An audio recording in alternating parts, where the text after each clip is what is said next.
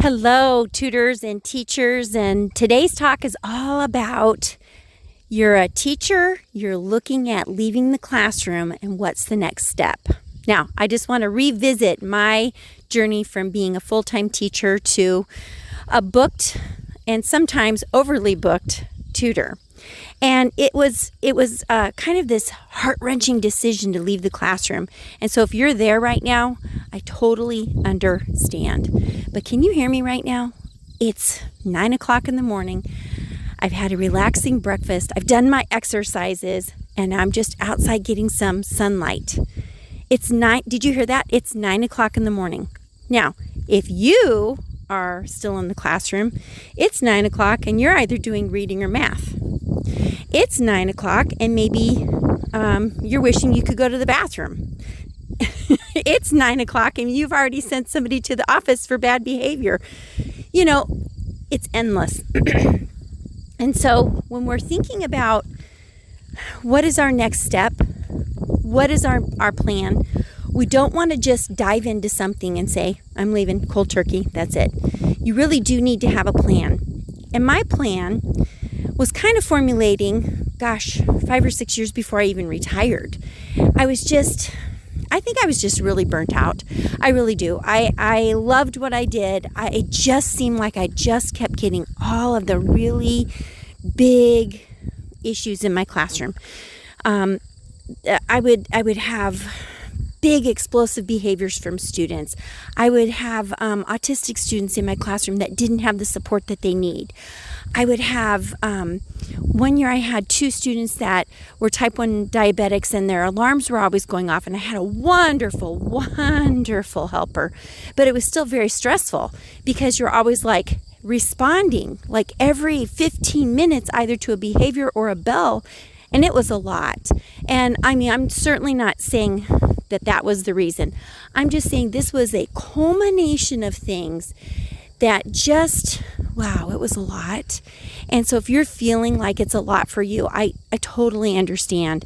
And at that time, my youngest was getting ready to graduate and head off to college.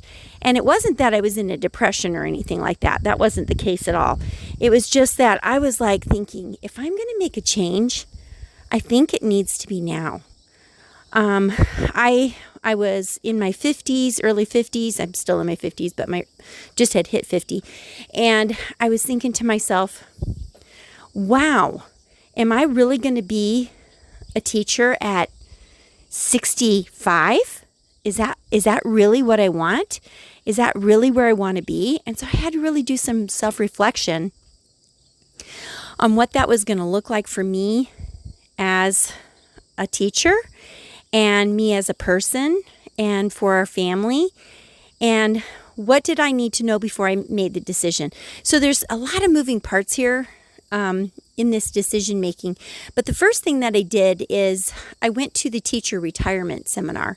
And if you're working in a public school or you have something lined up for a pension, I think you need to look at that and see what would that look financially for you if you left the classroom.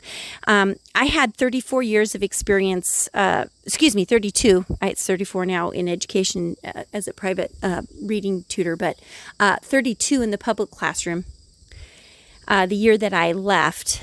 And, I did my benefit estimator on our state website, and it was very close to what I'm currently bringing in. And so even for not showing up to a job, I'm getting my pension.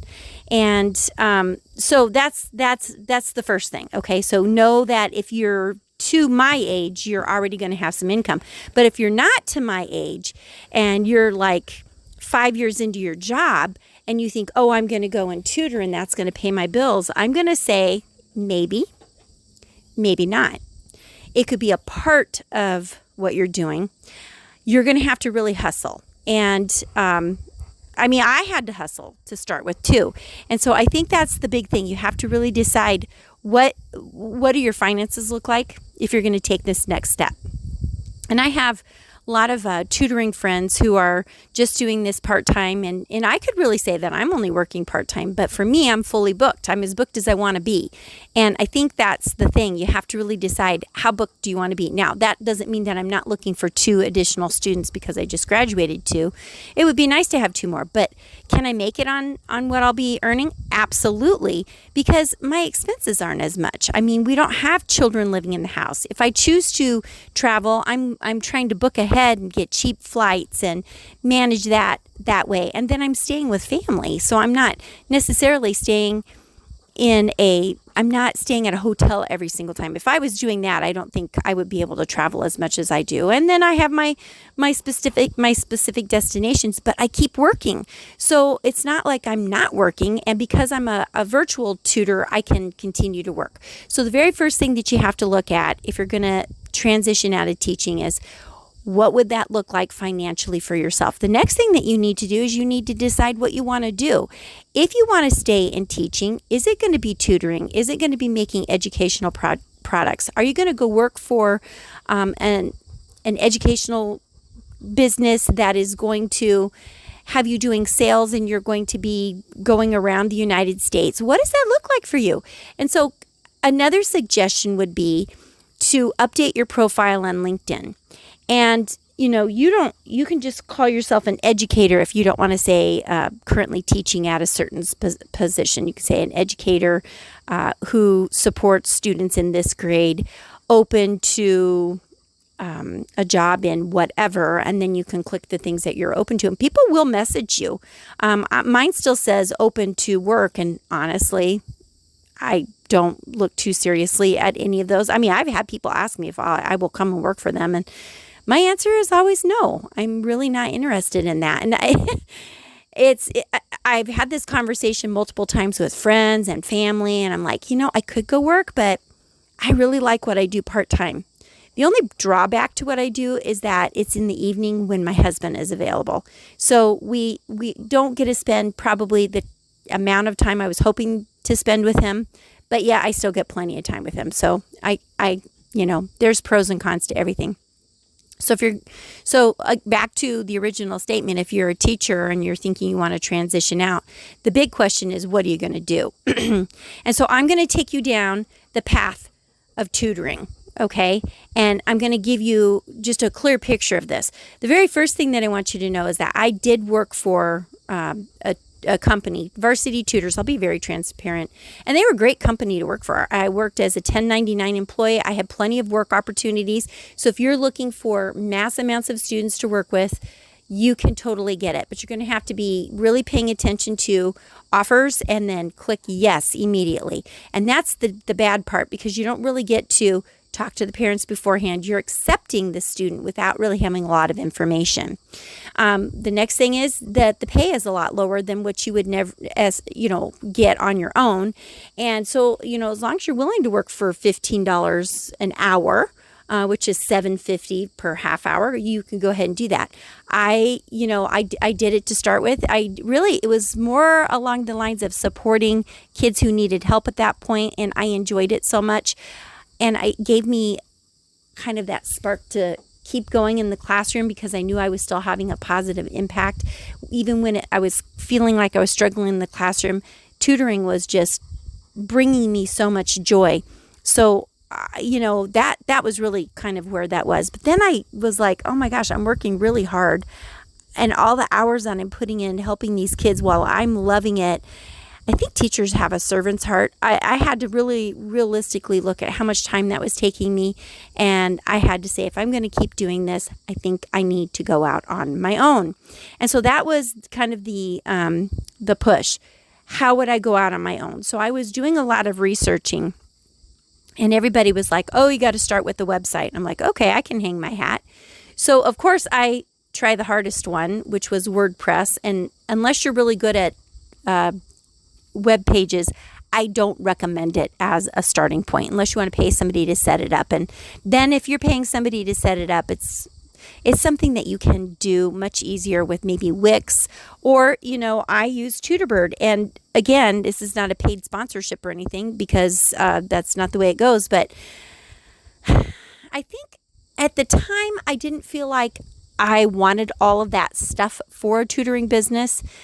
But it's really only $15 a month. And that's about what I was spending on my website. And yeah, maybe not quite that much, but everything that I get for my TutorBird, it's so worth it.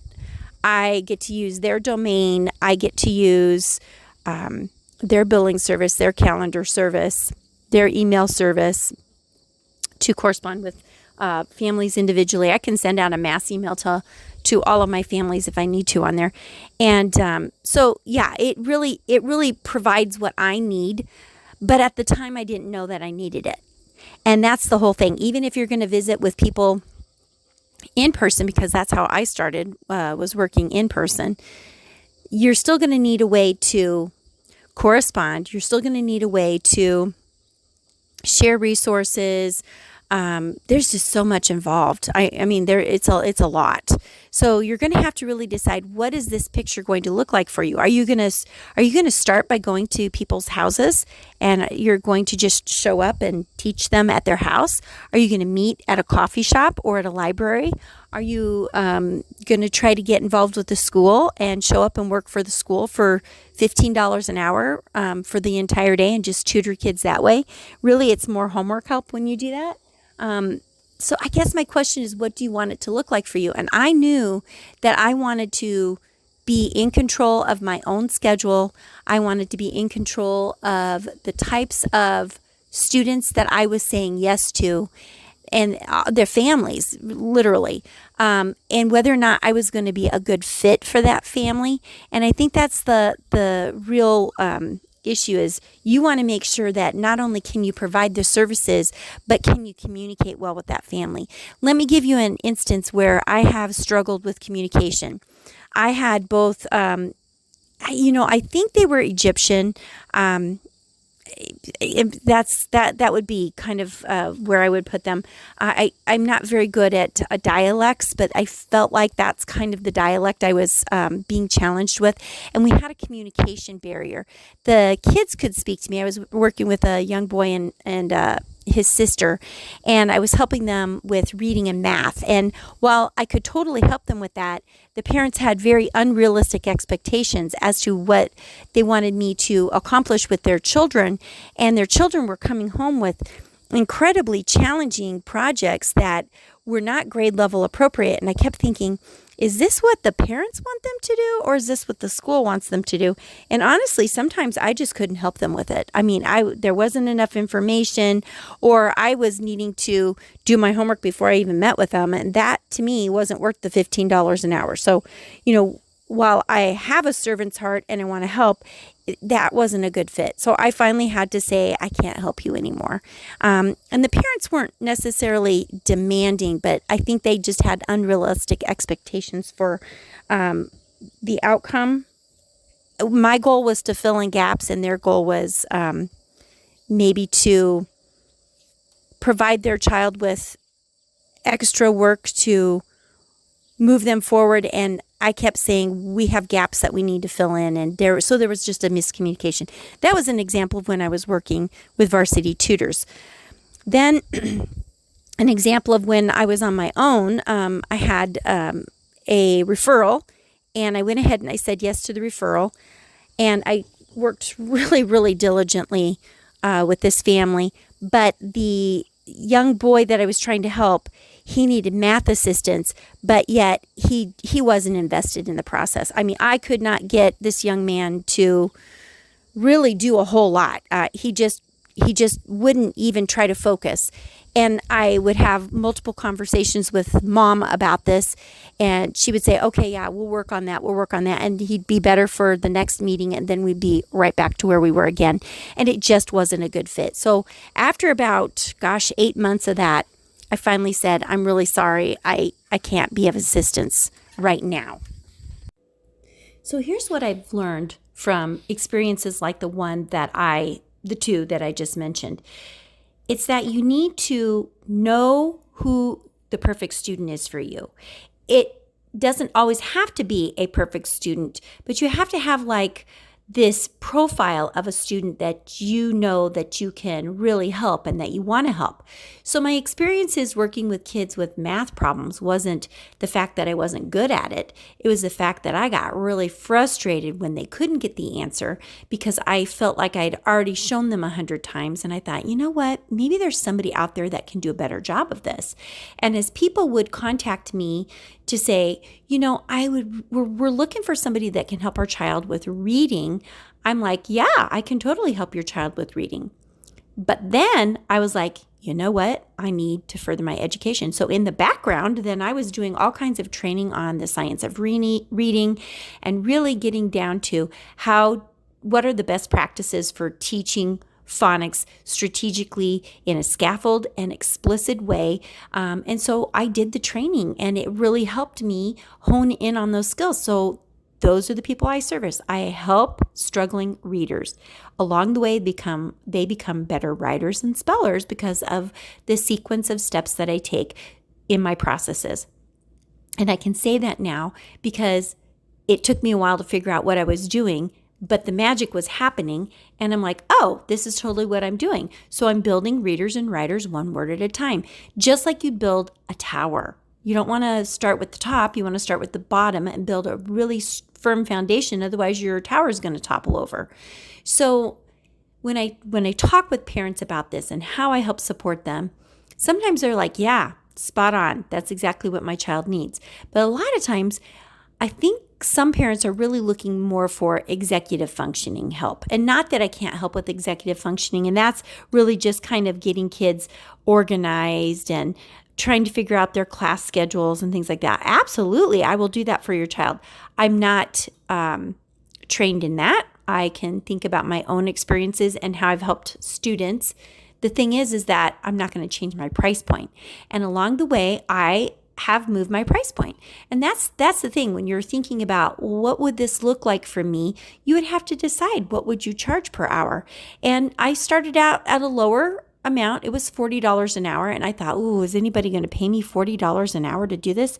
But the thing is that I was taking time to prep for those lessons and everything that went behind all of those lessons. It was more like 3 hours and take 40 divided by 3, and that's not a lot. So since then, I have learned that I have to have a higher price point.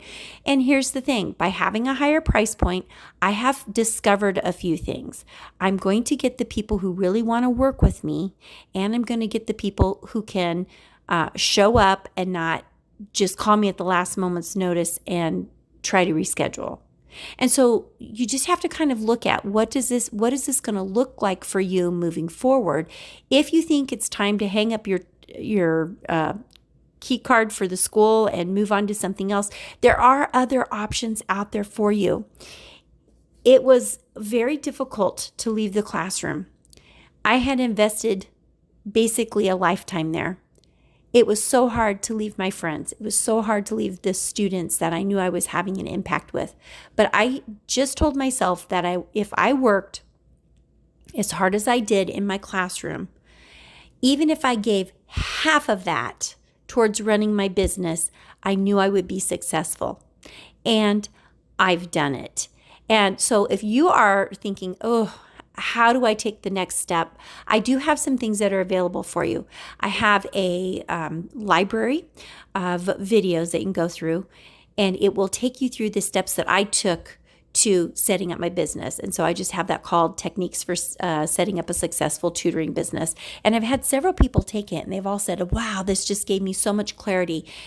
But honestly, I can't tell you how to run your business. It's your business. I can just show you how I run mine. And if it works for you, that's great. And if it doesn't work for you, you can use my experiences to guide you into your next step. And that's the whole thing. Nobody can give you a blueprint that is necessarily going to work for you. They can tell you that, but they're not in your shoes. They can give you ideas that you can follow to make your dreams come true, but they can't make the dream come true for you. The next thing is that if you decide that you want to move from in person because you don't want to have a storefront, or you don't want to have people coming into your home, or you don't want to drive, all over town spending a lot of money on gas, showing up, and then the parents forgot or the child isn't there or whatever, and you want to move online and be able to teach from anywhere in the world as long as you've got your phone, a tablet, or a tablet and internet service, great, then you probably want to check out the Tech Hub for Tutors, because I have specific strategies that you can use to move your business online. And it's awesome. And I'm looking already at taking another trip. If you follow me anywhere, I'm gone about once a month. I go somewhere. But that doesn't mean that I have to cancel lessons for my students. I just tell them I'm going to be someplace different. When I show up, you're going to see me at this location. So if our internet connection isn't great, I'll have my camera on at the beginning, but I'll turn my camera off. And by turning my camera off, I have a better signal. And so I took 3 weeks during the month of September, and I taught virtually from places I meant to say August, that weren't at my house. So it is possible. You can do this. You just have to be organized and ready to go. So if you are sitting there scratching your head going, should I take the leap or not? I'm going to say don't take it right now. I'm going to say make your plan. Look at your finances. Come up with what you'd like to try, even if it's not tutoring, if it's working as a barista at Starbucks. What does that look like for you? Maybe you just don't even want to work for a while. Maybe you want to do supply. I mean, I tried substitute teaching here in the States, and I just really didn't enjoy it. So it's not that I didn't enjoy the kids. I just didn't enjoy it. I didn't enjoy walking in, not knowing what was going to happen, having this surprise fire drill, not knowing if a student was present or absent, not knowing if the kids had switched spaces, and I was calling the wrong kid the wrong name all day. I just didn't enjoy it. I'm sure if you show up to a school and you do it very regularly, it's a different case. But I just decided that I didn't want that extra stress of the morning wake-up call, wondering where it was going to be and if I could get there on time. So it's everybody's got a different level of where do they want to be, how much stress do they want to have.